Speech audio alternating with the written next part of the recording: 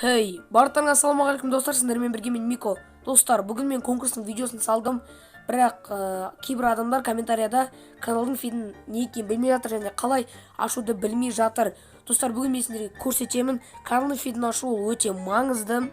Себебі сіздер маған тіркелдіңіздер ме, тіркелмедіңіздер ме, соны көрсетеді. Достар, фид дегеніміз ол сіздер подписаться еткен каналдар. Мысалға, оны қазір қалай ашу керек көрсетемін. Мына каналға кіресіздер, көрдіңіздер ме? Здесь нет ссылок на другие каналы. Бұл дегеніміз фид жабық деген сөз. Мына карандаш көріп тұрсыздар ма? Соған басасыздар да, сосын сіздерді осы жаққа жібереді. Міне не показывать информация о моих подписках деп тұр. Осыны былай төңкересіздер. Міне ең бірінші осылай төңкересіздер. Сосын мінекей қараңыздар. Егер өйстіп жазсаңыздар, онда фид ашық деген сөз. Сіз конкурсқа қатыса аласыз. Сосын мінекей каналға кірдіңіздер.